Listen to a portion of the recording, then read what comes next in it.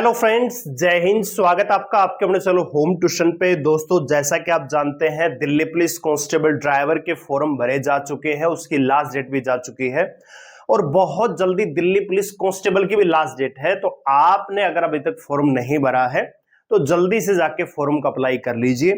दोस्तों, आज की इस वीडियो में हम डिस्कस करने वाले हैं जो पिछली 2 भर्तियां दिल्ली पुलिस कांस्टेबल की हुई है, उसमें कट ऑफ का क्या यहाँ पे कंपैरिजन रहा था। फिजिकल में कट ऑफ कितनी गई थी, फाइनल में कट ऑफ कितनी गई थी, कितना एक्चुअल में कंपटीशन रहता है और कैसे आप ये तैयारी कर सकते हो उस स्कोर को अचीव करने के लिए। तो अगर आप इंटरेस्टेड है तो वीडियो को ध्यान से पूरा देखिए। चैनल पे आप नए हैं, चैनल को सब्सक्राइब कर लीजिए, बेल आइकन प्रेस कर लीजिए। वीडियो अगर आपको अच्छी लगे तो लाइक करके कैप्शन जरूर करिएगा। तो दोस्तों, सबसे पहले तो आप और आपके परिवार को दीपावली की हार्दिक शुभकामनाएं।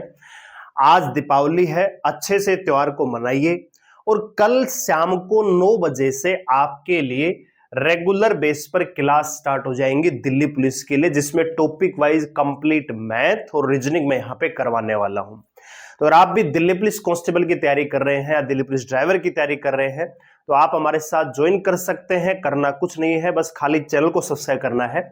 यूट्यूब पर ही रात को 9 बजे आपके साथ मैं जुड़ूंगा।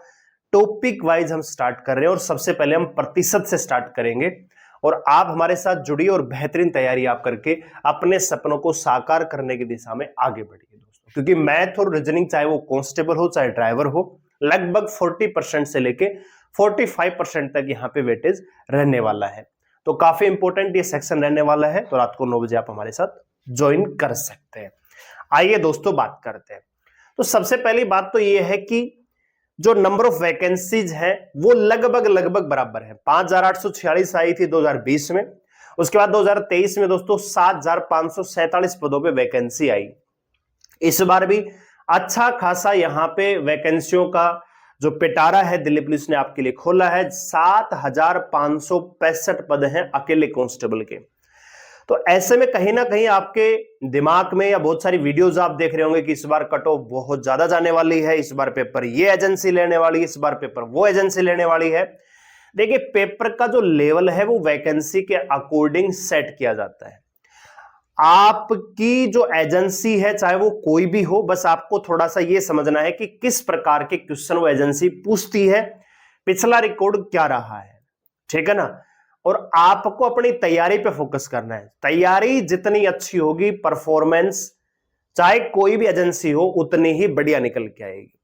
आपकी तैयारी नहीं है तो फिर एजेंसी चाहे खुद ही आप पेपर बना लीजिए, तब भी आप उसको क्वालिफाई नहीं कर पाएंगे, ठीक है। तो एजेंसी वगैरह इन सब का चक्कर छोड़िए, आपने फॉर्म अप्लाई कर दिया है तो आपका काम है तैयारी करना।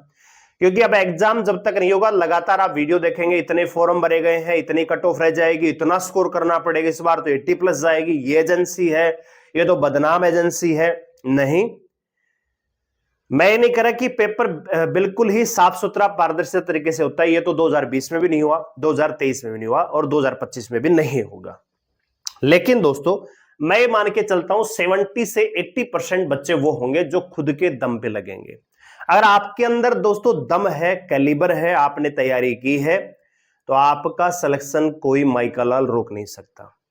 कई बार फिजिकल देने जाते हैं, मान लीजिए 1600 मीटर की रनिंग होती है, तो जिस बच्चे की तैयारी नहीं होती, मान लीजिए फेल हो जाता है, तो बाहर जनरली वो यही कहता है कि भैया टाइम नहीं दे रहे पूरा, या फिर वो कहेगा कि ट्रैक 1600 का नहीं है, वो थोड़ा ज्यादा है, 1700 का है।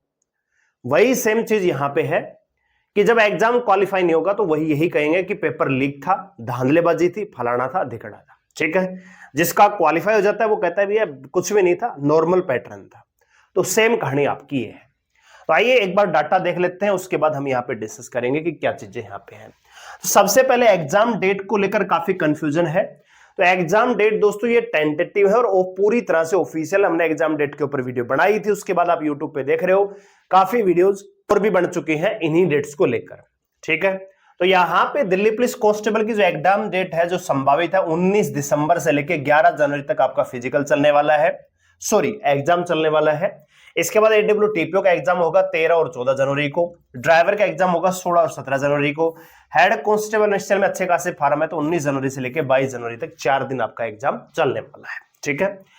तो हम यहाँ पे बात कर रहे हैं दिल्ली पुलिस कांस्टेबल के। यहाँ पे थोड़ा सा डाटा हमने लिया है और उसको कंपेयर करने का प्रयास करेंगे कि क्या यहाँ पे चीजें होती हैं। क्या actual competition number of forum के अकॉर्डिंग डिनोट किया जाएगा? नहीं, नंबर ऑफ फोरम तो 50 लाख होंगे, लेकिन एग्जाम में अपीयर तो आधे भी नहीं हो रहे, जैसा कि हमने एसएससी जीडी में भी देखा। इस बार वैकेंसियां भी अच्छी खासी हैं, ठीक है, 53,600 कुछ वैकेंसियां हैं, फॉर्म 52 लाख के आसपास भरे गए, लेकिन एग्जाम में हुए अपीयर 25 लाख, यानी फॉर्म का 50% बच्चे एग्जाम में अपीयर हुए। तो इसका मतलब जो एग्जाम में अपीयर हुए इसके अलावा जो डाटा है वो तो फर्जी है, या तो बच्चों ने मल्टीपल रजिस्ट्रेशन किए हैं या फॉर्म भर के पेपर देने नहीं गए हैं, है ना। तो यही तो चीज है। तो सेम कहानी है, कंपटीशन क्या नंबर ऑफ फॉर्म के अकॉर्डिंग होगा? नहीं दोस्तों, कंपटीशन आपका एक्चुअल में जो एग्जाम में अपीयर हुए हैं उनके अकॉर्डिंग आपका कंपटीशन रहेगा। तो यहां पे देखिए, अगर मैं 2020 की बात करूं दोस्तों तो 5,846 पद थे, टोटल फॉर्म लगभग 28 लाख के आसपास भरे गए। एग्जाम की बात करें तो 50% बच्चे बैठे थे, 14 से 14.5 लाख बच्चे एग्जाम में अपीयर हुए। 2023 की बात करें तो कुल मिला के 7,547 यहाँ पे वैकेंसियां थी, टोटल फॉर्म यहाँ पे 32 लाख भरे गए। एग्जाम की बात आई तो 18 से 20 लाख फॉर्म यहाँ पे मतलब एग्जाम में अपीयर हुए दोस्तों। तो यहां पे अगर पर सीट अगर आप फॉर्म के अकॉर्डिंग देखोगे तो 400 450 के आसपास बैठेगा, लेकिन पेपर देने के लिए कितने गए? 14 लाख। तो एक सीट पर मात्र 239 बच्चों का कंपटीशन था। फिजिकल के लिए दोस्तों 67,000 बच्चों को बुलाया गया और उसमें से केवल 15,000 के आसपास बच्चे ही फिजिकल पास कर पाए। और ये डाटा तब है जब यहां पे फिजिकल के लिए प्रॉपर तैयारी का टाइम मिला बच्चों को, ठीक है। 2023 में क्या हुआ दोस्तों? 238 बच्चों का कंपटीशन रहा पर सीट पर। फिजिकल के लिए 86,000 बच्चों को बुलाया गया, जिसमें 8,800 से 8900 के आसपास बच्चों ने, यानी लगभग 10 से 12% के आसपास ही बच्चों ने फिजिकल पास किया। और उसके पीछे रीजन ये था कि इस बार बच्चों को तैयारी करने का मौका नहीं मिला। इस बार की बात कर लेते हैं तो 2025 में दोस्तों नंबर ऑफ फॉर्म यहां पे अच्छे खासे आने की संभावना है और 2-4 दिन में ऑफिशियल डाटा भी आ जाएगा। लेकिन फिलहाल के अकॉर्डिंग 7,565 वैकेंसियां हैं, 35 लाख से 36 लाख तक फॉर्म भरे जाने की संभावना है। लेकिन एग्जाम में अगर देखें तो 20 से 22 लाख बच्चे ही बैठेंगे, तो 264 से 270 बच्चों का कंपटीशन रहेगा पर सीट पर। फिजिकल के लिए बात करें तो 12 गुना बुलाए जाएंगे, तो लगभग आप मान के चलिए 90,000 बच्चों को बुलाया जाएगा फिजिकल के लिए।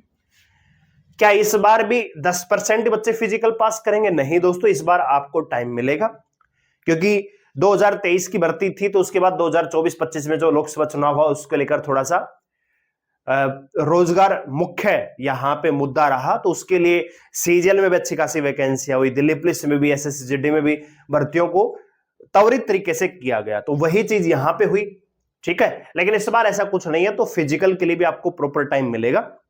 लेकिन मेरा ही मानना है फिजिकल की तैयारी भी आप साथ के साथ करिए अगर आप सिलेक्शन सुनिश्चित करना चाहते हैं। एग्जाम आप 90 भी स्कोर कर लोगे, फिजिकल पास नहीं कर पाओगे तो कोई फायदा यहां पे नहीं होने वाला है। तो यहां पे मेरा ही मानना है कि फिजिकल लगभग नहीं तो 18,000 के आसपास बच्चे तो पास कर ही जाएंगे, ठीक है। यानी 15,000 से लेके 18,000 बच्चे फिजिकल पास कर लेंगे, ठीक है दोस्तों। अब यहां पे थोड़ा सा स्कोर को देख लेते हैं, यहां पे जो कट ऑफ रही है। अच्छा, एग्जाम पैटर्न आप जानते होंगे, ठीक है दोस्तों। एग्जाम पैटर्न थोड़ा सा मैं यहां पे सजेस्ट कर देता हूं, आपने देख भी लिया होगा। तो एग्जाम में दोस्तों 4 सब्जेक्ट पूछे जाते हैं। सबसे पहले जीके जीएस आपकी 50 क्वेश्चन 50 नंबर। इसके बाद आपका मैथ आता है दोस्तों 15 क्वेश्चन 15 नंबर। रीजनिंग के दोस्तों 25 क्वेश्चन 25 नंबर। और कंप्यूटर आता है 10 क्वेश्चन 10 नंबर। तो कुल मिला के दोस्तों 100 क्वेश्चन 100 नंबर का पेपर होगा। 90 मिनट आपको मिलते हैं पेपर को सोल्व करने के लिए। 0.25 की यहां पे नेगेटिव मार्किंग होती है, ठीक है। अब थोड़ा सा स्कोर देख लेते हैं और उसके बाद हम आएंगे कि कैसे आप इसको मैनेज कर सकते हो। ये जो कट ऑफ है दोस्तों ये नॉर्मलाइज्ड है, ठीक है, ये नॉर्मलाइज्ड स्कोर है दोस्तों, इस बात का ध्यान रखिएगा। यानी जो आपने पेपर में स्कोर किया 100 नंबर का पेपर होगा, उसमें मान लीजिए किसी बच्चे ने 60 नंबर स्कोर किया तो उसमें फिर उसको नोरेशन का 5 से 7 नंबर का फायदा मिला, किसी को 10 नंबर का फायदा मिला। तो नोरेशन के बाद जो स्कोर कार्ड मिला उसके बाद ये कट ऑफ तैयार हुई, ठीक है। तो देखिए जरा, अगर मैं 2020 की बात करूं दोस्तों, यहां पे मेल की तो फिजिकल के लिए जो कट ऑफ लगी, जर्नल कैटेगरी 61 नंबर पे फिजिकल आया। ओबीसी में 58 नंबर पे फिजिकल आ गया था, एससी में 51, एसटी में 55, 51 नंबर पे ईडब्ल्यूएस में। फीमेल की बात करूं तो 48 नंबर पे जनरल कैटेगरी में फिजिकल आ गया था। और ये तब है जब स्कोर नॉर्मलाइजेशन है, यानी जनरल कैटेगरी में 2020 में दोस्तों 55 नंबर के आसपास जिस बच्चे का स्कोर रहा जनरल कैटेगरी में, उसको फिजिकल के लिए बुला लिया गया। वहीं 2023 में बात करें, वैकेंसियां दोस्तों ज्यादा थी, 7,547 वैकेंसियां थी। इस बार वैकेंसियां 5,846 थी दोस्तों। वैकेंसियां ज्यादा थी लेकिन कट ऑफ भी दोस्तों बढ़ी, 4 नंबर पिछले साल के मुकाबले ज्यादा गई, 65 नंबर पे मतलब डॉक्यूमेंट फिजिकल के लिए नाम आया दोस्तों। फीमेल में 55 नंबर पे। लेकिन एक जो मोटा फर्क है जो आप देखोगे वो ये है कि फिजिकल में 61 नंबर पे नाम आ गया, लेकिन फाइनल में दोस्तों 72 नंबर पे, लगभग 11 नंबर यहां पे इंक्रीज हुई फिजिकल से फाइनल कट ऑफ। जबकि 2023 में दोस्तों 65-67 प्लस 3 नंबर ही बढ़ी। ठीक है, अगर आप ओबीसी कैटेगरी देखोगे तो 58-67 लगभग 10 नंबर मैं कह सकता हूं। और यहां से दोस्तों 66.81 से 67.81, यानी नंबर एक ही बढ़ी। एससी में भी आप देख सकते हो 57.96 से 58, यानी 0.4 की यहां पे वृद्धि हुई। एसटी में तो कोई फर्क नहीं था दोस्तों, 0। ईडब्ल्यूएस में 60.24 से 61.65, यानी लगभग 1 नंबर। फीमेल में देखेंगे तो जर्नल में 55 से लेके 61 नंबर, यानी लगभग 6 नंबर। 55 से 60 नंबर प्लस में 5 नंबर, 46 से 46 सेम रही, 44 से 53 हुई, 48 से 53 हुई। तो जो सबसे बड़ा फर्क है वो ये है कि जो प्री से फाइनल कट ऑफ रही, अगर आप 2020 में फीमेल की भी देखोगे तो 48 से 56 हुई, लगभग 7 नंबर। 44 से 53 हुई ओबीसी की, लगभग 9 नंबर बढ़ी दोस्तों। अगर आप एससी कैटेगरी देखोगे तो 39 से 45, यानी लगभग 6 नंबर। क्या फर्क था? फर्क यही था दोस्तों कि 2020 में फिजिकल के लिए बच्चों को टाइम मिला तो कंपैरेटिवली ज्यादा बच्चे फिजिकल पास कर पाए। इस बार क्या हुआ, 31 दिसंबर को रिजल्ट आ गया था, 13 जनवरी को फिजिकल हो गया था, नहीं रिजल्ट और फिजिकल के बीच में 13 ही दिन का गैप था। और फिजिकल आप जानते हैं 1600 मीटर होता है 6 मिनट में, जो कि आसान नहीं है। तो जिसकी वजह से बच्चों का स्कोर तो ज्यादा था लेकिन फिजिकल पास नहीं कर पाए, इसलिए आप देख सकते हो 3 ही नंबर फाइनल कट ऑफ बढ़ी। ठीक है, ओबीसी में तो 1 ही नंबर का फर्क आया। तो हम ये कह सकते थे कि जिसने फिजिकल पास कर दिया 95% बच्चों का सिलेक्शन हो गया। कोई 2-4% अभ्यर्थी रह गए जो अभागे थे, जिसकी किस्मत ही साथ नहीं थी। कहते ना कि मेहनत आप कितनी भी कर लो, जब तक किस्मत आपके साथ में नहीं है, किस्मत आपके पक्ष में नहीं है, नहीं मिलेगी नौकरी दोस्तों। ये सच है और ये आपने देखा भी है और आपको एहसास भी होगा कि जब बच्चा पॉइंटों से बाहर निकलता है, फाइनल मेरिट लिस्ट में जो 0.5 से अगर कोई बच्चा रह जाता है, 0.25 से अगर बच्चा रह जाता है, वहां एहसास होता है कि किस्मत क्या है। क्या मेहनत में कोई कमी थी? नहीं, मेहनत बहुत अच्छे से की, फाइनल तक आप पहुंचे हो, लेकिन फाइनल में नाम नहीं है तो कहीं ना कहीं दोस्तों समय का ही चक्कर है। ठीक है दोस्तों, तो मैं जो आपको समझाना चाह रहा हूं, ये समझाना चाह रहा हूं कि इस कट ऑफ को देखकर आप अपनी प्रिडिक्शन मत बनाइएगा, क्योंकि इसमें फर्क है फिजिकल में। कहीं आप ये सोचो कि फाइनल कट ऑफ इस बार भी 68 के आसपास ही रह जाएगी, नहीं, गलती कर रहे हो। अगर मैं 2025 की बात करूं, इस बार की अगर मैं बात करूं, तो नंबर ऑफ पोस्ट दोस्तों 7,565 है। ठीक है, तो जो फर्क मिलेगा फिजिकल और फाइनल के बीच में वो ये मिलेगा, ये नहीं मिलेगा दोस्तों, क्योंकि इस बार फिजिकल के लिए टाइम आपको मिलेगा, तो लगभग आप ये मानोगे।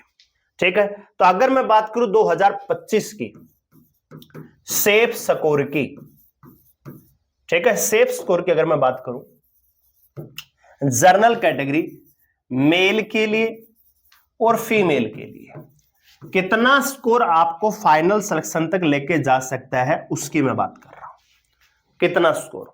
तो अगर आप जनरल कैटेगरी से बिलोंग करते हैं तो लगभग दोस्तों 65 से 67 नंबर तक आप लेके आएंगे तो फाइनल सिलेक्शन हो जाएगा।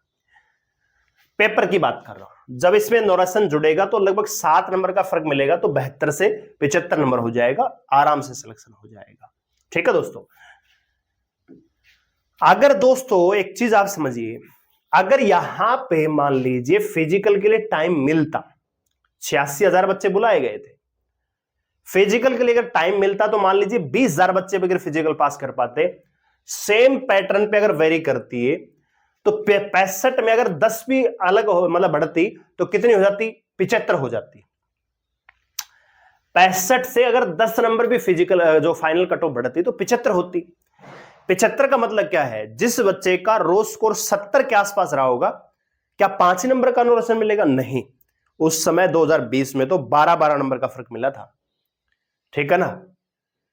तो कहने का मतलब ये कि एक एवरेज लेके चल रहा हूं कि 5 नंबर का अनुरक्षण तो मिलेगा ही मिलेगा। ठीक है ना? ज्यादा मिल जाता है, 7 भी मिल जाता है, 9 भी मिल जाता है, 10 भी मिल जाता है, 12 मिल जाता है, 15 नंबर मिल जाता है दोस्तों। ठीक है ना?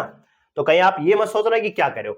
तो इसका मतलब ये है कि अगर 65 नंबर में फाइनल सिलेक्शन की अगर मैं बात करूं, तो अगर यहां पे 7 नंबर का फर्क मिलता तो कितना हो जाएगा? 72 से 75 हो जाएगा। ठीक है ना? तो वही मैं कह रहा हूं। तो आप एक राउंड फिगर ले लीजिए कि भैया कितना स्कोर हमें करना है कि कोई आपका सिलेक्शन रोक ना पाए। तो बस आप ये मान लीजिए 67 नंबर जनरल कैटेगरी, ज्यादा से ज्यादा 67 से 69 कर लीजिए, क्योंकि वैकेंसी ज्यादा है तो कंपटीशन भी थोड़ा सा ज्यादा है दोस्तों। ठीक है? फीमेल की बात करें तो लगभग 55 से 58 नंबर आपका सिलेक्शन के लिए काफी है। इसी प्रकार ओबीसी की बात करूं तो यहां पे आप मान के चलिए बराबर से कंपटीशन रहने वाला है 65 से 67। क्यों? क्योंकि नंबर ऑफ वैकेंसी कम रहेंगे और सुप्रीम कोर्ट के अकॉर्डिंग यहां पे स्पष्ट आदेश है कि रिजर्व कैटेगरी का कोई भी कैंडिडेट अब जनरल में फाइट नहीं कर सकता, तो इस चीज को ध्यान रखिएगा। वहीं ओबीसी फीमेल की बात करूं तो लगभग 52 से 53 नंबर पे आपका सिलेक्शन हो जाएगा। एडब्ल्यूएस में बात करूं तो लगभग 10 नंबर का फर्क मिलेगा, तो लगभग 58 से 59 नंबर। फीमेल में दोस्तों लगभग 46 से 47 नंबर। इसी प्रकार एससी, तो एससी में लगभग दोस्तों 52 से 55, और यहां पे आप देखेंगे 44 से 46 के आसपास। ठीक है ना? इसी प्रकार से एसटी 2 नंबर और कम कर लीजिए। तो मोटे तौर पे जो आपको मैं बताना चाह रहा हूं कि इस बार कितना स्कोर आपको राउंड फिगर में रखना है, काफी बच्चे पूछते हैं। तो जनरल कैटेगरी में 67 से 69 नंबर अगर आप स्कोर कर रहे हो रिटर्न एग्जाम में, तो आपका फिजिकल में तो नाम आएगा ही आएगा। मैं यहां पे फाइनल सिलेक्शन की बात कर रहा हूं, फाइनल भी हो जाएगा आपने अगर फिजिकल पास कर दिया। ठीक है? अगर आप फिजिकल पास नहीं कर पाते हो रिटर्न एग्जाम में, चाहे आप 100 के 100 ले आओ, कोई फायदा थोड़ी है। तो एक एवरेज बच्चा ही सिलेक्शन लेके जाएगा जिसका थोड़ा सा दिमाग भी चलता है, जिसका थोड़ा सा फिजिकल भी ठीक है। बहुत ज्यादा स्कोर करने वाले बच्चे फिजिकल में फेल हो जाते हैं, जिनका बहुत अच्छा फिजिकल है वो रिटर्न एग्जाम भी पास नहीं कर पाते। इसलिए एवरेज बच्चा जिसका फिजिकल भी ठीक है, थोड़ा सा दिमाग भी चलता है, 60, 65, 70 का स्कोर भी कर लेता है, वही बच्चा फाइनल सिलेक्शन लेके जाता है। तो कैसे तैयारी करना है दोस्तों? आपको पता है एग्जाम पैटर्न ये रहने वाला है। तो आपका जो स्ट्रॉन्ग सब्जेक्ट है उसको तो पकड़ के रखिए, साथ ही साथ सबसे इंपॉर्टेंट जो रोल रहेगा वो मैथ और रीजनिंग का रहेगा, क्योंकि बहुत सारे बच्चे जीके जीएस में अच्छे रहते हैं लेकिन मैथ और रीजनिंग में बहुत खराब प्रदर्शन करते हैं, जिसकी वजह से सिलेक्शन नहीं हो पाता है। ठीक है? तो आप इसको भी टाइम दीजिए, इसको कम से कम 3 से 4 घंटा दीजिए पर डे।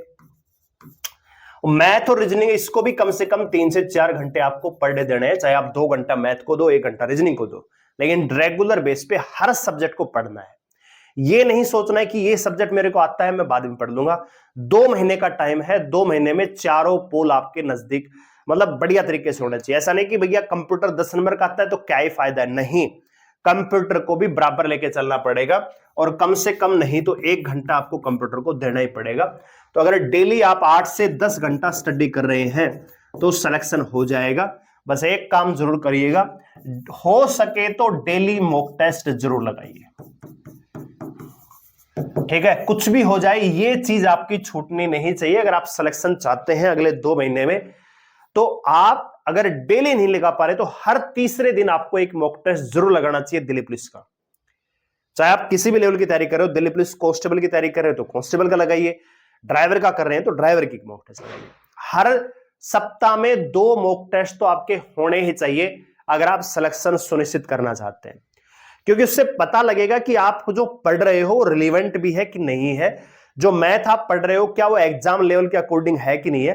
क्योंकि 2020 में जो सिलेबस आया था दिल्ली पुलिस का वो 2023 के मुकाबले ज्यादा कठिन था। ठीक है ना?